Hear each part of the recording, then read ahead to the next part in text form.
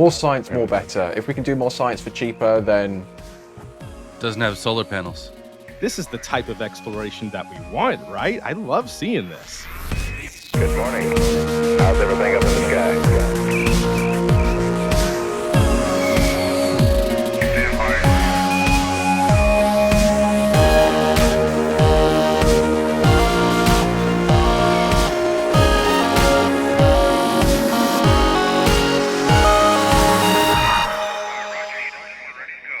Hello, everybody. Welcome to Tomorrow. My name is Space Mike, and we have an exciting couple of topics for you this week. First off, a Mars proposal that I think we're all very excited about.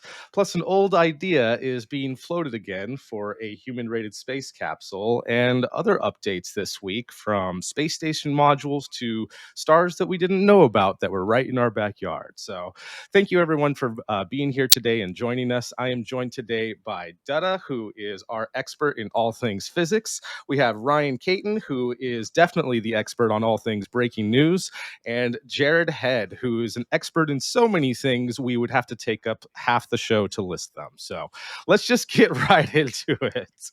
Thank you, everyone, for being here. First off, there is a proposal that has come out from a company called AV, which stands for AeroVironment, not Aero Environment, AeroVironment. And they were the contractor that worked with JPL to build the Ingenuity helicopter, which flew with the Perseverance rover to Mars. And that little helicopter, this little extra bonus side quest science mission that we stuck on that rover, exceeded all expectations. And so this company has teamed up with JPL again to put out a proposal. It's not a for sure mission yet. This is just a proposal, but I believe a ingenious proposal to do more Mars exploration and do a cheap mission with more of these Ingenuity class helicopters, but just a handful of them. Let me pull up the video for everybody so that we can take a look at what it is that they are proposing here. And I think that this is just a excellent idea. No rover, just the helicopters, and it would have a really novel way of being able to actually get to the surface and not necessarily pull up. There we go. Sorry about that. To not necessarily have any lander at all and save a whole bunch of money to not have that system at all. So check this out. Using the same type of capsule system with parachutes that we've used for multiple rovers now, and just having a handful, 6 to be exact, of these Ingenuity class helicopters that would take off mid descent. There would be no touchdown in this capsule. They would all turn on and take off during this descent and start their mission right away. And yeah, I'm sure they would touch down in different areas to be able to recharge and come up with plans, because they would be automated to look at certain areas right off the bat.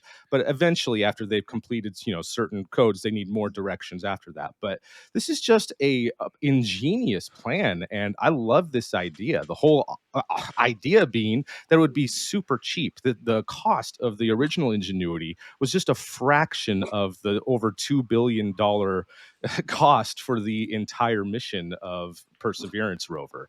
Here, I'm just going to replay that, and we can check that out in the background. So I don't know about you guys, but I'm super excited about this. Even though it's not an official plan yet, this is the type of exploration that we want, right? I love seeing this. So I'm Yeah. torn between the putting this to the soundtrack of Flight of the Valkyries or the Wicked Witches flying monkeys. Okay,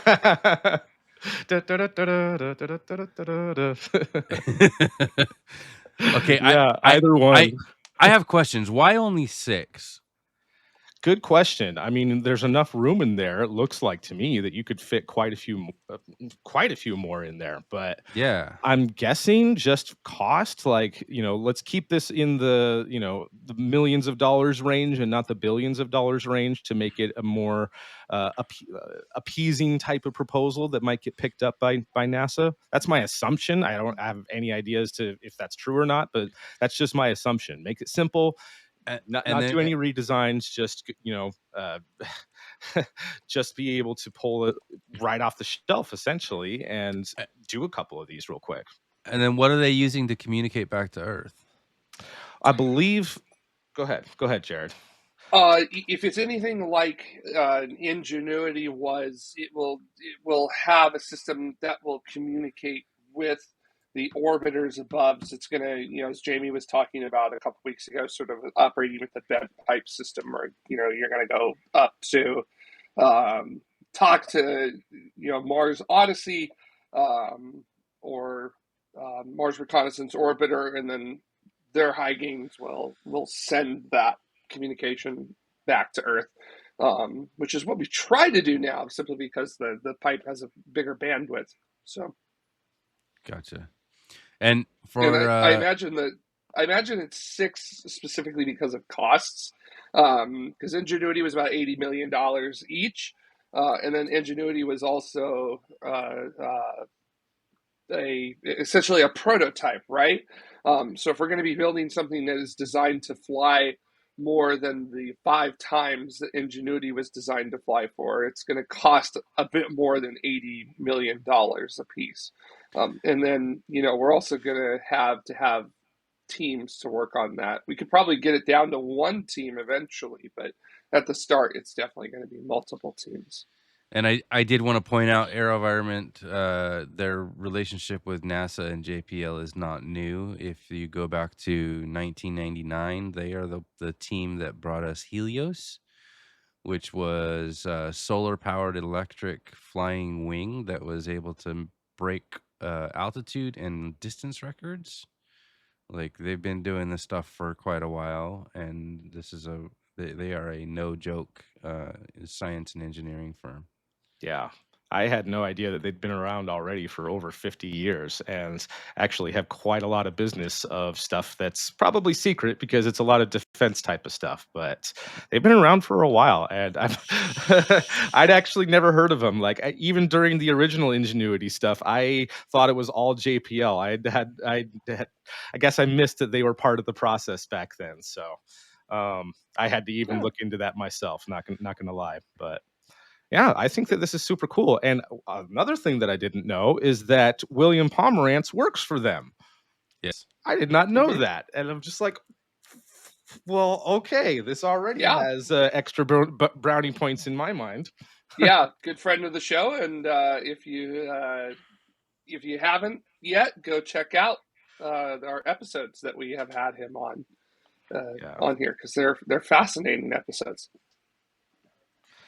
Couple of good questions that have come up in the chat room here. We did kind of get to one of about how are they going to relay data back to Earth just using the orbiters. Can that collect the Mars sample? I mean, I guess they would have to design a new one that would be able to collect those, but they're not initially, if this even does get picked up, that's not where they want to go. They don't want to go where the Mars samples are. They want to go check out spots that have been kind of pre-selected. There isn't anything for sure, but kind of pre-selected of spots that would be good places for human landing missions. And the whole idea with this, aside from being a cheap mission, would be to really get a detailed map of the area and rule out for sure and kind of narrow down that window of where would be the best spots to do a human landing mission, whether SpaceX is the one that utilizes that data or some other system that we come up with in the future. Either way, it's to help narrow that down and either rule out or, kind of ensure, kind of take it up the list of, yes, this is the spot where we want to do our first human landing missions. So they could potentially recover the Mars samples, but what are you going to do with them? They can pick them up and move them around the planet, but they're not going to be able to get them back into the orbit. rover already does that. It's already kind of dropped them off in one kind of area. So unless we have the Mars sample return mission there on the surface, there wouldn't really be a point to use the helicopters to collect them and take them over, which they wouldn't need to anyway, because if the lander's there, the rover can do it. That's the whole point, is the rover should be able to go and just put them right into the slots if we even do the Mars sample return mission. Now, what you could do is put on the capsule that drops the helicopters some sort of interface to be able to get a Ooh. sample to orbit or up into the atmosphere a little bit, and then take the helicopter and go get it, drop it off at the capsule when it lands, and then be able to launch it into space. Good push. Yeah, that would be certainly very cool. And it makes me wonder too if the reason that they're doing this is some sort of weight limit. Maybe they're thinking Mm, about also the type of rocket that might launch this. So I would We love to see that, but then that just adds to, we've landed a Mini Cooper on Mars. What weight limit? shouldn't be that hard to add No. some small sort of I think I think your orbiter. problem is volume on the interior, right? So because you have a Mini Cooper, right?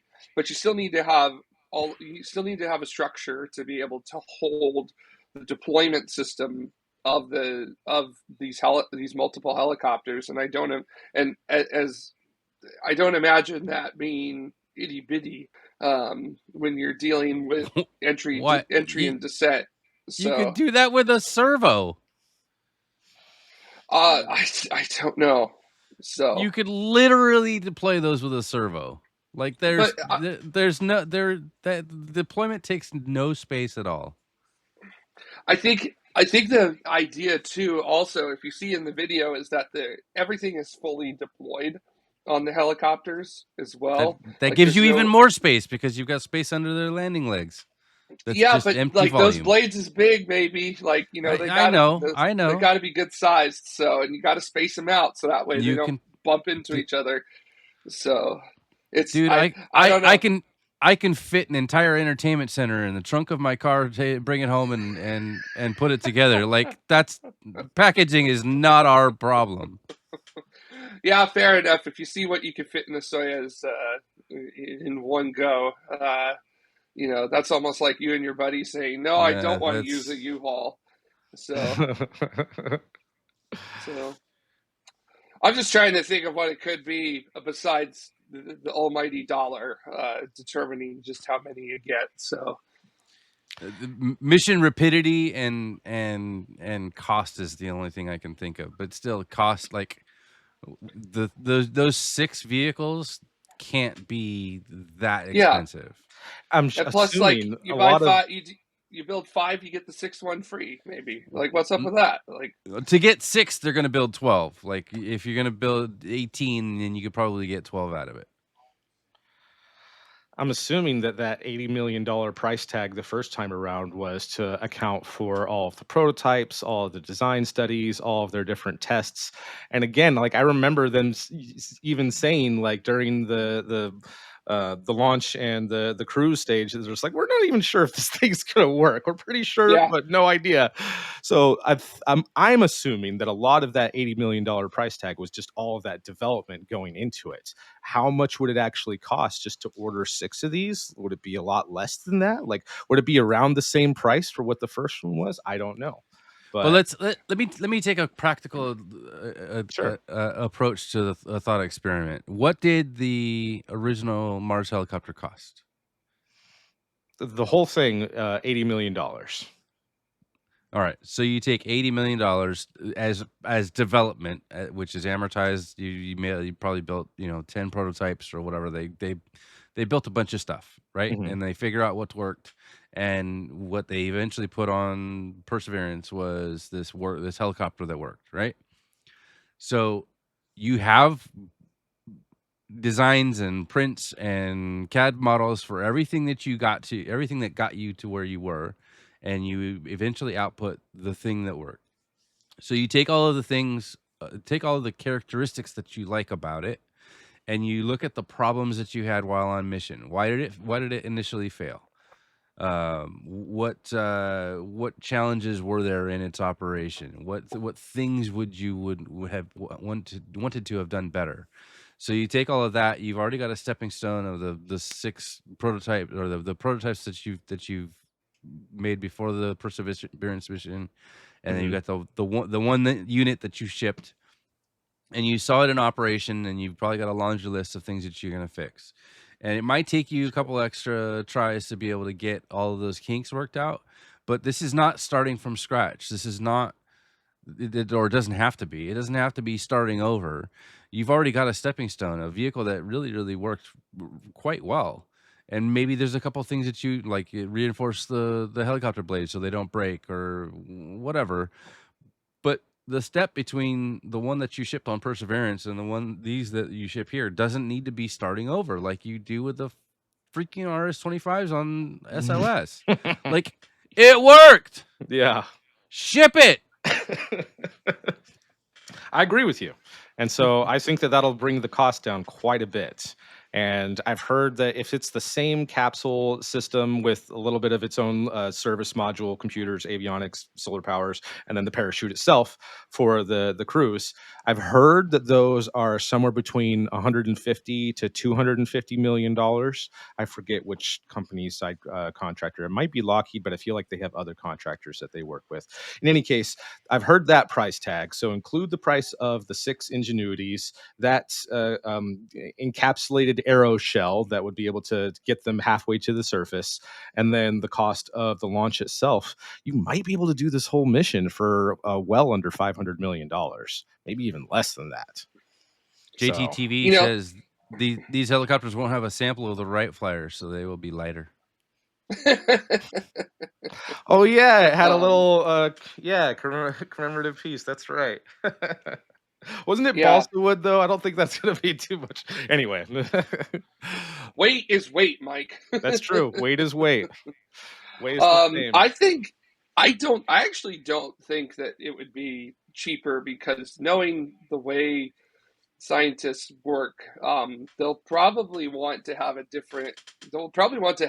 something other than a color camera, on board.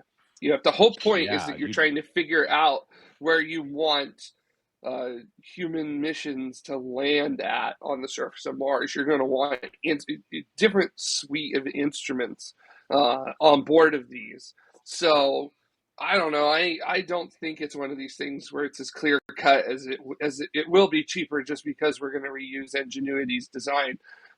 Perseverance essentially reused Curiosity's design, but the purpose of its mission, the purpose of its mission was different, and because of that, the instrumentation was different, and because of that, the costs were roughly the same as Curiosity, and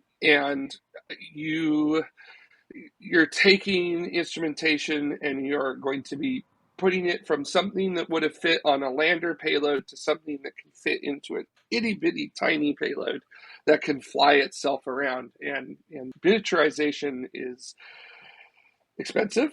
So it's not easy to do that.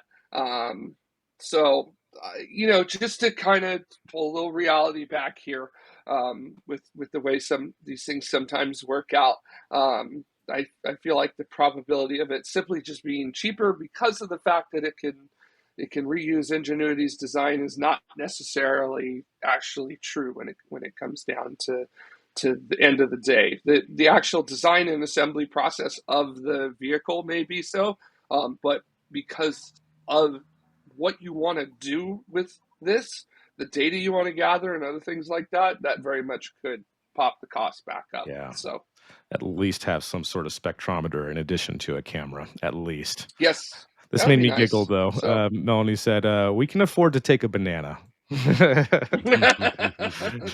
Finally, we could put it on the ground for scale. So we're so used to using the geology hammer, right? We put it right next to the rock. We get snap a good photo. And I've never seen a geology hammer. I don't know how big it is. Ryan, what do you think about this? You've been silent about this. Do you what are your thoughts about this? Do you just think this is cool, or do you think that this could lead to future missions? Oh, you're muted. I can't hear you. Science more better. You can't deny that. More science, more better. If we can do more science for cheaper, then let's go for it. Right on.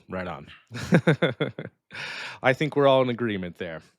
So yeah, again, just a proposal, but it's not just some guy with a PowerPoint. This is a real company, and also supposedly a expert in laser communications. That probably has to do with their defense stuff that's secret. So there's a lot of good things going for this, and I really hope that we hear from this again and hear it Yeah. getting picked up, and that it is a somewhat cheap mission. Still going to be somewhat expensive, but hopefully way less than the billion-dollar missions, billions of Yeah. dollar Oh, for missions that we sure. have For for sure. every single Mars mission. Yeah, and the thing too, as well, I just want to point out is that helicopters are all the rage right now with mission designs for Mars. So once Ingenuity showed that you could actually do it, and then you could like overfly places and do things like that, it has just been one design after another being proposed. There was actually So one more reason I think that this is a good idea, and actually I'm stealing this from Sakura's Light, who I was chatting about this with earlier. Um, the landing method where the helicopters will start operating and take off during the descent, that's the same sort of profile that we want to eventually do with the Dragonfly probe going to Titan. So even though those are completely different vehicles, this is a way to kind of get some data experience on if that sort of plan would even work of taking off mid descent and beginning your operations and not having to do a touchdown on the ground first. So anyone from AV or William Pomerantz, next time that we talk to you, we'll be sure to have you push that idea, and that might help NASA give you the contract. yeah. All right, with that, I think let's go ahead and hand it over to Ryan for our first poll. Oh wait, what's this comment here? Off-planet choppers are so hot right now. Yes. Well, Ryan, this was something that you wanted to talk about. Apparently, Lockheed Martin is floating a proposal to use the Orion capsule commercially. What's going on with this? Yeah, so this has all stemmed from a tweet, or a quote tweet that Lockheed Martin Space put out last week. I don't know if we can bring that up so we can take a look at that very briefly. Here we go. So Lockheed Martin saying that they are seeking commercial services for Orion as a phased approach that could start with providing more fundamental services at a fixed price with less oversight, more efficiency, and could significantly lower costs. Which is interesting because the Orion capsule, as we all know, launches on SLS. It's powered by the European service module. How do you sell that commercially? That is. How do you? Okay, imagine I want to purchase an Orion flight. Great, I've got a capsule. How am I going to power it? How am I going to launch it? Who is going to operate it? Those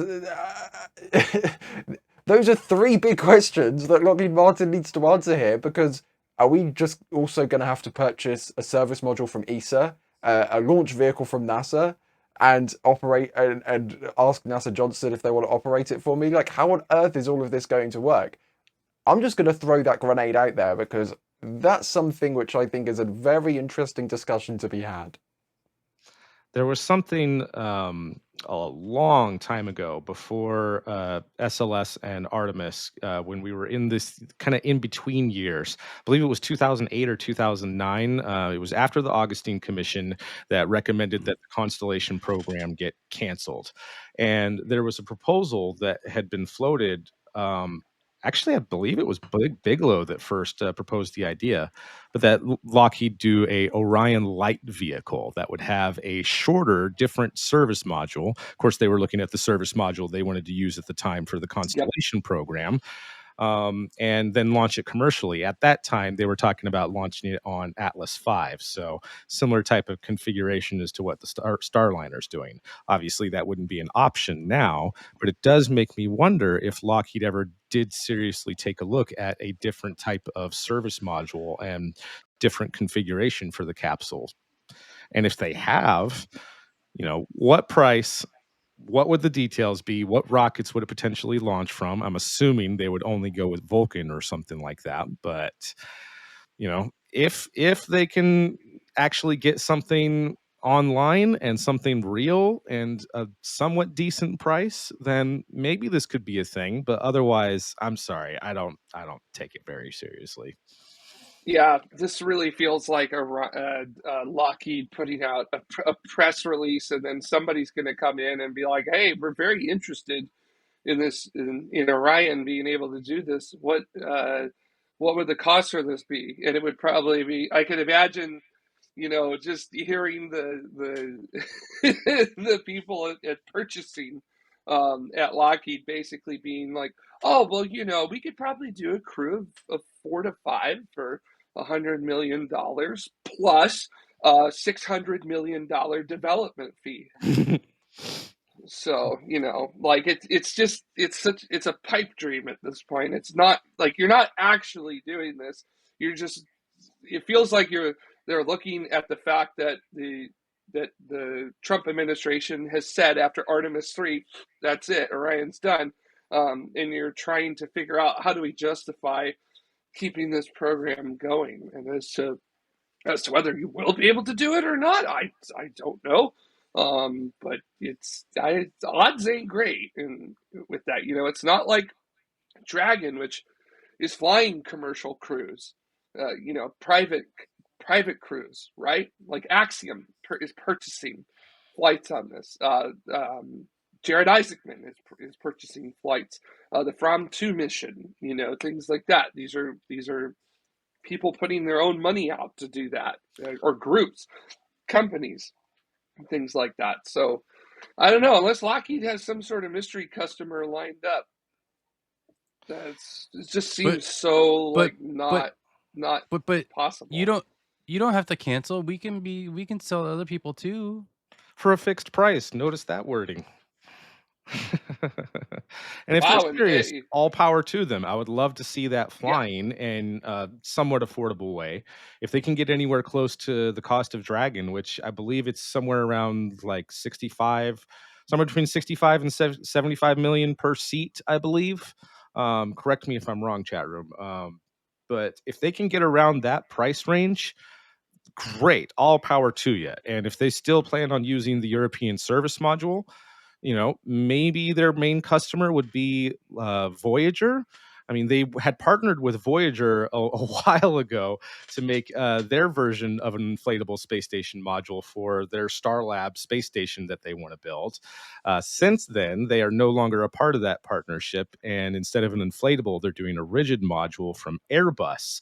And there are Airbus themselves have taken a huge stake in this Voyager space company. And I don't think they have a majority stake, but it's pretty high, like at least 40% stake in this company. So they have a really big interest in this. And if Orion were to still fly on the European service module, that's the only like customer I could think of, like with European ties, that would want to continue that and have them be maybe their exclusive ride. I don't know. But again, dollars. How much is this actually going to cost to do that, if they're even serious? yeah, we'll have to see how that goes.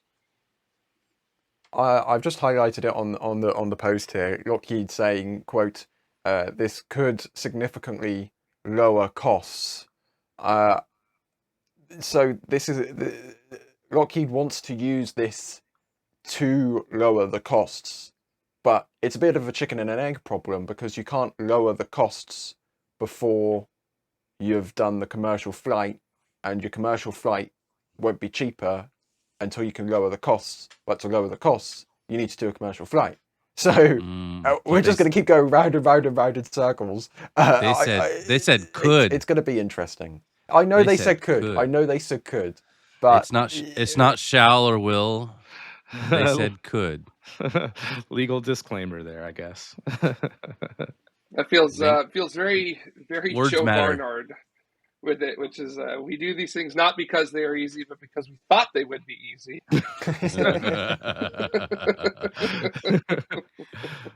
But again, from Mike's point,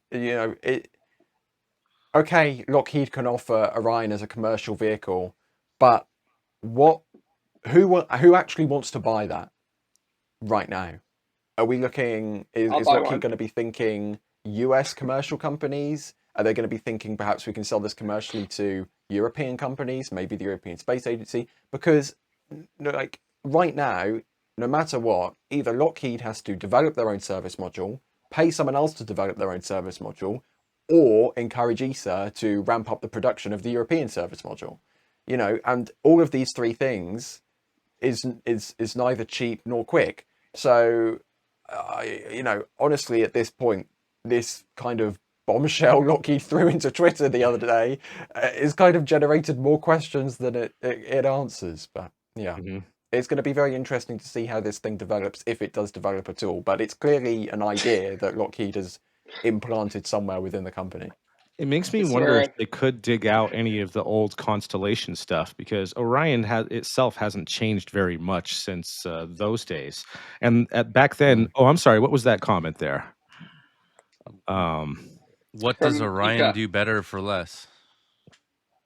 I remember they're talking back in the day about how there was going to be a LEO version that had less radiation protection and just less hardware with it, and then the full lunar version, which is what we have in existence today. So it makes me wonder if there would be a version that would somehow be cheaper for them. I never did ever get a straight answer of what exactly are the differences and what's the more expensive stuff that makes it the lunar version versus just the LEO version. So I don't have a good answer for you there, but maybe they did have a way to have this be a lot cheaper. And aside to answer your question, that's the big thing, is that Orion is the only one that can take humans to the vicinity of the moon right now, is the claim that keeps getting made. But I don't think that it's that much harder if it's just the radiation that we're talking about. Slightly cynical view. What news story are they trying to distract us from? Don't worry about it. Don't worry about it. Yeah, it's fine. So, Tony, hey, actually, don't Massimo said something that intriguing. I missed this. Can we talk about the fact that Orion still doesn't? Yeah. Well, this is actually a comment earlier from Massimo that said, speaking of fixed price, just recently, Lockheed had 1.6 billion in losses on a classified project done with fixed price. They don't know how to work with that. I don't know what classified contract that you're talking about, but I believe you, because that probably came out in their quarterly earnings reports that they have to do. Oh yeah, by the way, we also lost 1.6 billion on. Anyway, moving on. We lost a bunch of money. Oh, that was on a classified project. Don't worry about it. Don't worry about it. Where have we ever seen that before? We don't have to disclose that it was classified. It's like that one line from Independence Day, right? $20,000 for a hammer, $50,000 for a toilet seat. You know. Yeah. Well. Never mind. I was about to go to a very cynical place, but don't need to bring that up right now. I was about you triggered to say, Mike. You triggered Mike. He was about to go for it. I'm sorry. I was about to say, I think us not talking for 10 whole seconds there might have basically just kind of summed up the industry reaction to Lockheed there, where everybody's just kind of everybody's just kind of looking into the camera like. And despite all that, despite my lack of faith in Lockheed and my opinions for them, I still hope that this does kind of become a thing if it's actually affordable, and could always use more capsules, I guess, especially if we're going to have multiple space stations in the future. We'll see. But yeah, I 100% agree with that. If they can do it, it would obviously be super cool. It's just right now, given the current infrastructure and the entire, mission program built around Orion as it currently stands, it just seems so not impossible, but, improbable to the highest degree, right? Because it's Orion, kind of like Starliner, it's very much a pilot spacecraft. It's very much a spacecraft which is flown rather than traveled in, if you understand what I mean. Yes, many things are automated, of course, but Dragon has been designed to be, this sleek, futuristic spacecraft which kind of looks like an airplane inside. Orion and Starliner, on the other hand, kind of looks a bit like the space shuttle inside. So, it's not it's not a spacecraft which has been designed with the current and future commercial space industry in mind. I think that would be fair to say. Not saying that is Lockheed's fault either, because they were contracted to build a spacecraft for NASA to fit a program which was appropriate 20 years ago and isn't exactly appropriate nowadays. I think everybody would agree on that as well. But at the same time, I like SLS. I like the Artemis program. It's our best shot we have right now. So we're kind of in the uncomfortable grey area transition phase between old space and new space, and we're still working our ways through it. Yeah. Whoa, whoa, whoa! Dragon looks like a Tesla inside, not an airplane. Looks like a futuristic spaceship inside. The others remind me more of like Apollo, but still. Anyway. But for some other news this week, something that I was really excited about. Did you guys see the posts from Axiom updates on their station modules? This was Wait, it's all Thales Alenia? It always has been. it's yeah. So really, this is Thales Alenia news. There you go, Europe. There's Do you think one the Axiom shout-out for this modules show. wave to the Gateway modules on their way out? Cygnus space capsule, Thales Alenia. International Space Station, Thales Alenia. Thales Alenia. One of the layers of the Orion capsule, Thales Alenia. I don't know. I'm making that part up. But yeah, they are part of everything. In any case, though, Axiom announced that the modules that Thales Alenia is building are nearing completion. They changed their plan a little bit because initially they were going to build a habitation module first. And let me pull up, sorry about that, what that looks like. I'm going to share this tab instead. Nope, not that tab. Never mind. I will share this tab instead. Originally, they were going to have one of their habitation modules be the first one that would dock to the International Space Station, but they changed their plan to have what they're calling their power and thermal module be the first one. And this update this week is that what they had done is Thales Alenia actually recycled parts from their HAB 1 and HAB 2 module that they were building for Axiom in order to create this module, the power and thermal module. And what they're saying is that this should be ready to ship this year. Axiom will do the final outfitting and install some of the electronics and pieces for the propulsion system and things like that. And so things are just moving right along despite this change in their plans and being a little bit further along with the first habitation module. And this was due to the request of NASA to have this module first so that they wouldn't block off certain docking ports and or also throw off the orientation of the space station for the different boost maneuvers. So that was some great news. But in addition to that, in the same week, a module that I've been having a lot of curiosity about is the Raffaello module, the MLPM, the multi-purpose logistics module. This thing right here is the old cargo module that used to fly in the back of the space shuttle. One of two, actually. One of them has been permanently docked to the International Space Station, Leonardo, and this one, Raffaello, has been kept in a really good state of storage for the past decade, and Axiom purchased it from Thales Alenia, and they didn't include this thing in their new renders for their updated plan of how they were going to build the Axiom space station. So seeing this and seeing them talking about how, nope, it's actually in great shape, we're moving forward with it, is great news to me, because I was worried that they had spent all this money on this thing only to discover that actually it might not be in as great a shape as we thought.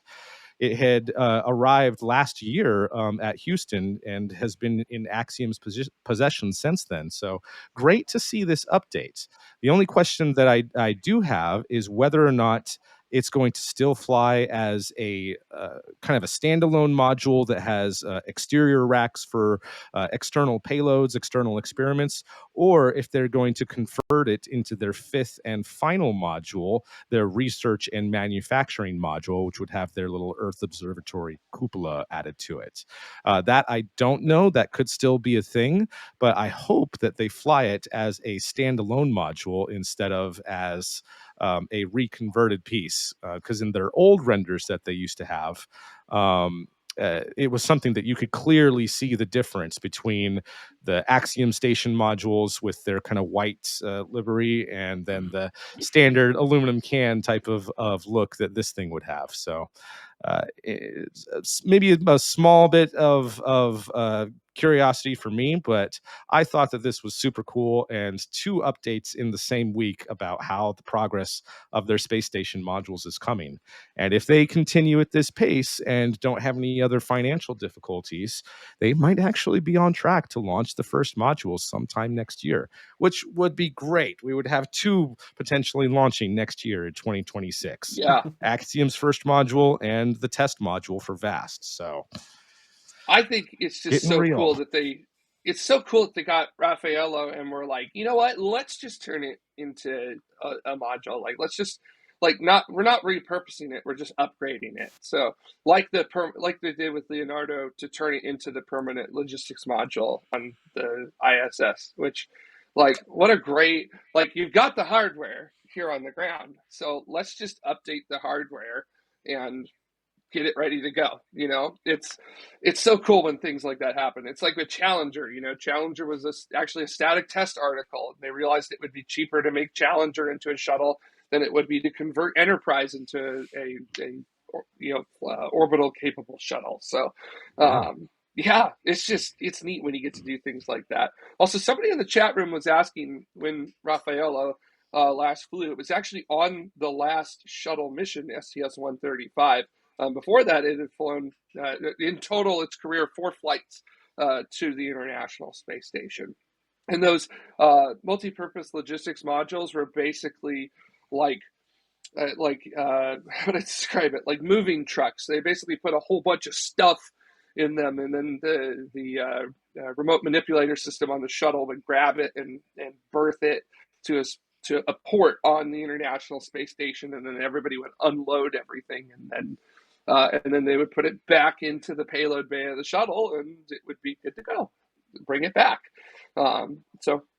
Really, such a cool idea that they were able to pull that off. And now, even further down the line, it's paying off again. So, yeah.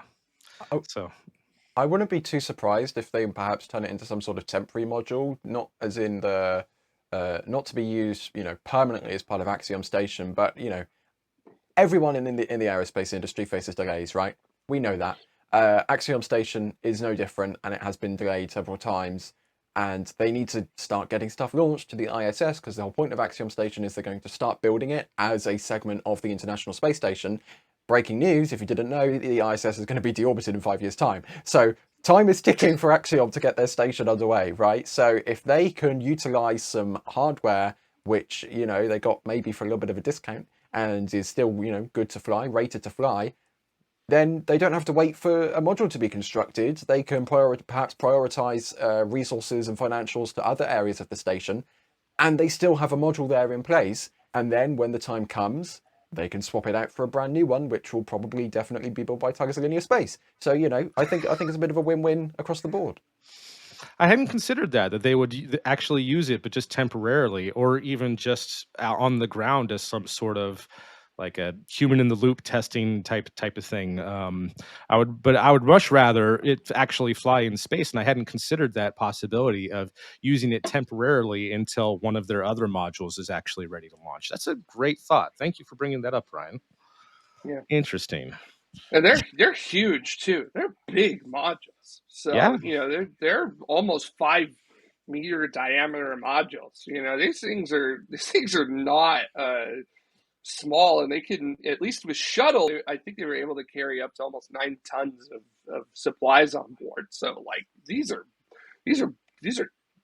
absolute units, chonkers, beefy boys of modules. So I'm glad to see something that big getting to be used again. So they're like Hubble size. Yeah, they're good. Yeah, 5 meters length. Let me pull it up real quick. Let me just get about the same length. Let me just get the official numbers. Slightly bigger diameter. So yeah, but that's my assumption. Well, the overall design doesn't have solar panels. Used, the overall design was sort of the chassis, if you will, of Europe's automated transfer vehicle, and the original Cygnus before the enhanced Cygnus came online. So, which just add in it's another ring.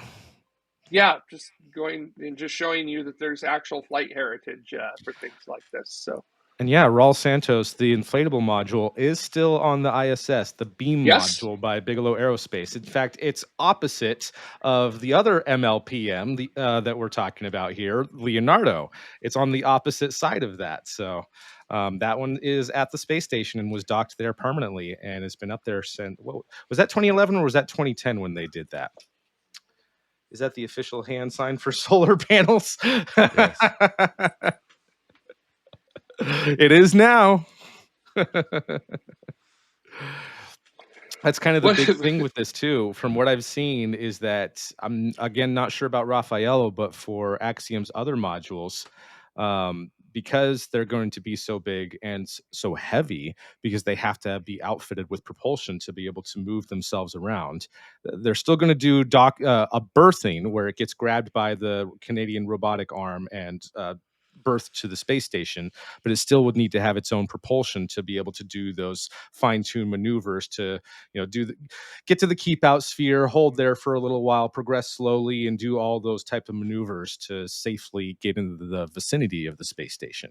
And all of their future modules are going to need that same capability to reach the Axiom station. So these things are going to be heavy, which rules out Falcon 9. And what Axiom has mainly been looking at was actually launching on Blue Origin's New Glenn with an option to use Falcon Heavy as a backup. So we'll see on the timeline for it. Will they fit in the fairing? They could fit in the fairing, at least the small modules, their power and propulsion module and their airlock module. Let's call them a 4-ring system. I don't know how long each one of these ring segments are, but let's call that a 4-ring. And their habitat modules is 2 rings bigger at a 6-ring. That, even though the diameter could fit, is a little bit too tall and would, well, actually not true, because SpaceX does have their new extended fairing now.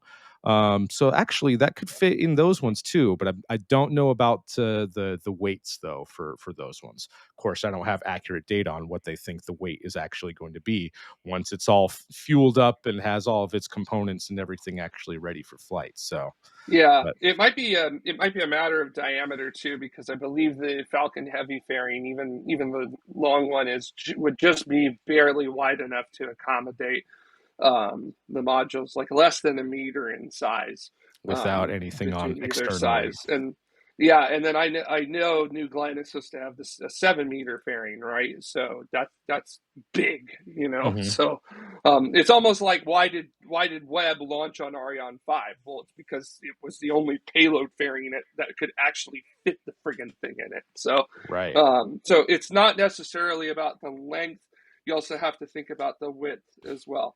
So it's all dimensions that you possibly can have with that. So length, width, volume, overall total, the amount with that. So yeah. In any Very case, important measurements. Yeah, a lot of measurements. It's very cool. Yeah, one other little partnership that I love that's not Thales Alenia is the thrusters that they're using for all of these modules to do their orientation control and all that. They're actually purchasing from Impulse Space using their safe thrusters is what they call them. That's spelled SAIPH. And Impulse Space, of course, is Tom Mueller's company, one of the main designers of the Merlin engine and Falcon series of rockets. So, a very interesting team up there to use his systems, and very much looking forward to his other Mira and Helios systems whenever they fully come online. They've already flown Mira, but Helios I'm really looking forward to. So we'll see about that. And it makes me wonder, even with a Helios stage, would that be enough to cover the weight? When we get some real numbers, we'll do the math someday. In any case, that was kind of just a neat thing that I'm excited about, that this progress is happening. And before we got started, Jared, you were telling us a little bit about a new discovery around Betelgeuse. What's going on there, and why is this important? Yeah, so Betelgeuse, a red supergiant star in the constellation Orion, and it's one that many of us have been looking at because we're just thinking about it going supernova at some point in the next 10,000 years, and all of us are very excited about that. You know, it's almost at the point where every winter I go out, and it feels like every night I just yell, "Explode or something!"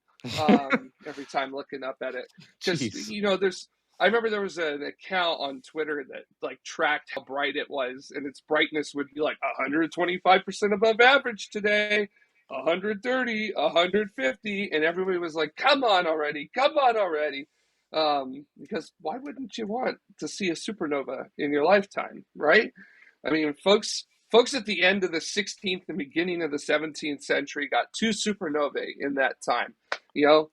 So It's not I'm fair. very upset about the fact that from 1572 to 50 years after that, they got 2 when they usually happen once a century in a galaxy on average. And guess what? We've had none since.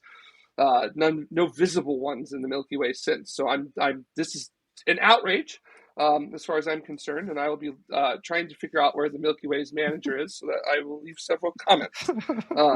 You're going to be writing to your member of Congress. Yeah. Oh, yeah. That'll get something done. Well, actually, you know, considering it's been, 400 years without anything, it's about the same. Anyways, I'm not going to go that route. We'll save that for after dark. One of the brightest stars in the skies, right? So they took a look at it with one of our biggest telescopes, the Gemini North Telescope, and we were able to find out that it actually has a little companion around it. Believe it or not, it's got a friend out there. And that was a really cool result, simply because Betelgeuse is big. Like Betelgeuse, so here's an image of Betelgeuse itself with the light of its companion there, which, by the way, Betelgeuse is about 1 million times brighter than its companion. So the fact that we're able to separate the light from Betelgeuse and its companion is absolutely ridiculous. So with this result, this now may help explain some of the dimming and the brightening that we get from Betelgeuse. So, like, It's not now supernova then? So it is. It's still well on the path to going supernova, but it is. This changes a little bit of our understanding in terms of why is there such a fluctuation in the brightness of Betelgeuse. So now that we know why, or now that we know that it has a companion, that can explain some of the luminosity or the amount of light that it's putting out and why it fluctuates so rapidly, so frequently, so much. Is that it might be blocking some of the light from Betelgeuse at times. It could be adding to, it's just one of those things where we're fresh into this discovery, so we're kind of working with it right now. Interesting thing about its little companion is that it's actually a pre-main sequence star. So we think that this is a very early on in this little itty-bitty star's life. This star is about 70% the mass of our own sun, so it's sort of like a not an underdeveloped star, but it's an infant at this point in its life. But what's so sad about it is that within the next 10,000 years, Betelgeuse is going to consume it. It's orbiting close enough that we do know that it's running out of that velocity around it, and it's going to eventually get absorbed by Betelgeuse, probably within about 10,000 years. So we're going to have to see what happens with that. So there could be a very big brightening of Betelgeuse at that time, like a nova, not full supernova, but just very, very bright. But yeah, we're going to have to see. But just a really cool result that they were able to pull this off. And by the way, I just want to remind everybody about Betelgeuse, which is that it's friggin' huge. So we have this really cool diagram here to kind of put it into perspective for you. There is our solar system at scale, compared to our best image of Betelgeuse, and you'll notice that the outer circle there is Saturn's orbit, and then the circle inside of that is Jupiter's orbit. And yeah, it's basically Jupiter's orbit in size. So it's gigantic. It's a red supergiant. It's at the end of its life, and it's just absolutely massive. And one final thing I will add to this study that made it so cool is what Dave Avery is bringing up, which is one of the more interesting things about this story is that the data is from as long ago as the 1940s. So they actually pulled previous data of observations of Betelgeuse going all the way back to the 1940s, basically ran it through again with our modern day instrumentation and our ability to crunch the numbers and the data. And that's how we were able to pull out that data that helped us figure out that it has a companion around it. So just like we were talking about last week, the data that comes from all of these missions is used for decades. Yep, and these are from telescopes 80 years ago. Like one of the most critical ones, data sets was done at Mount Wilson here in the Los Angeles area in the 1960s. So, just because you get the data now doesn't mean that it's never going to be used or it's going to not have a purpose. So, aren't all telescopes time machines? Whatever you're looking at it in the past. Well, as long as everything is a meter away from you, you're technically looking in the past. So, oh man.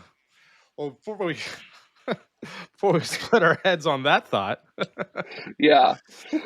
So just some quick answers. It was somebody was asking, was it discovered by J-Dub? And it was not. This was the modern day telescope that helped do this was called Gemini North Telescope, which is on Mauna Kea in Hawaii. And then somebody was saying, is this going to cause it to go supernova when the companion reaches it? And it won't. It will just cause it to get bright and become a nova. The supernova part is when it's going to basically have too much iron and be unable to have the outward pressure of nucleosynthesis or that nuclear fusion in its core push out against the inward pull of gravity from all the mass it's made out of. Once that happens, that's it. Gravity wins, and there it all goes and then that rebound is what we see as the supernova. This would alter that time frame, though, wouldn't it? Because you're adding energy and you're adding mass. So there's some sort of balance that this blue star crashing into it would change that time scale for when Betelgeuse is supposed to go supernova. It could. We don't know what it is, but we are also expecting Betelgeuse to go supernova possibly in the time period that it is already going to be spiraling into Betelgeuse. So as to what would happen to that star if it goes supernova before it spirals in, I don't know. So and then also this thing, the companion star is like 70% the mass of the sun, which is not a lot compared to what Betelgeuse actually has with its mass. So, right. So we think Betelgeuse is on the upper end of the scale, almost very close to 20 times the amount of mass of the sun. So we'd be looking at about adding maybe 4% more mass to it. So as to whether that's going to make a difference or not, doesn't seem like it would, but it could. But also, we've never exactly watched, a smaller star run into a supergiant before and seen that in real time. And then also, it's a lot of things we've never gotten to see this close before. So we've seen the results from very far away from supernovae in other galaxies, but we've never seen it in our own backyard here. So, yeah. Have to see what ends up happening. Interesting. Mm-hmm. How do they know that it's a star and not a puff of dust from Betelgeuse that has coalesced into a mini star? That's a really good question. So, so what they do is first of all, they were looking at the periods of rise and fall in the luminosity or the amount of light that Betelgeuse was putting out. and they've been able to track that for a very long period of time, because we do have data going all the way back to the 1910s of just how bright Betelgeuse is. It's not really till about the late 1920s, early 1930s where we actually start to have very consistent amounts of data that we can actually plot it out really tightly. And because of that, they were able to figure out that there appears to be this sort of this cycle that lasts just a little under 6 years, which is consistent with where an object like that would be orbiting. So where should it be relative to the position of Betelgeuse? Oh, look at that, right where we would expect it to be if it was an object actually orbiting there. And then spectroscopy, basically look at the light that's coming from it and break it apart. And what are you seeing? Oh, this is not the kind of spectra that we would expect to see from dust. This is light. Like this, whatever this object is, it's actually making light. It's not reflecting light; it's making light. So that was another one as well. So Okay. pretty cool. So Yeah. basically, we figured out where it would be orbiting based upon the brightness, the change of brightness in Betelgeuse. And then we saw that, oh, this object is sending light. It's not just reflecting light off of Betelgeuse. So, because there has been talk about like big dust clouds and other things around Betelgeuse being a part of that. And that's not, by the way, not ruled out either, just because we found this companion star. So we'll have to see. And by the way, totally normal. Most stars have a companion. So our sun being solo by itself, actually super weird. So yeah. So not No, unheard of. you're the weird one. No, you're the weird one. So Every time we talk about cool stuff like this, though, it always gives me that bit of like, oh, I wish we had warp drive so we could go take a closer look. oh man, it'd be so great. We'll get there. I'd love to do that. So yeah. Well, with that, I think that we should wrap up. And I did want to give a big thank you to Dave Avery for once again gifting 5 memberships to folks who were able to receive those. So thank you very much to Dave Avery for your support. And for those of you who were just gifted a membership, you will get a link to our After Dark, which will be happening right after this. And a huge thank you to everyone who has signed up already, and for everyone who has either renewed, updated, or upgraded their membership. Thank you to everyone for doing that. We wouldn't be able to do this show without you. And if you haven't signed up to become a member of our show, we highly encourage you to do so. You can sign up for as little as $1 a month. And with that, you get access to our After Dark and other exclusive content, and our eternal gratitude for supporting us. So big thank you to everyone who has become a member of the show. And we will have our After Dark right after this. So thank you again for joining us and watching us today. If you enjoyed some of these topics, let us know what you think about these, and if it sparked any creative ideas for you of what you might want to do with, say, Mars helicopters or your own space station, or whether or not Lockheed could actually pull off doing commercial Orion and be affordable. We'll see. So let us know what you think about those things. And until the next time we see you guys, keep moving onwards and upwards, everybody. And don't forget, Ad Astra, to the stars.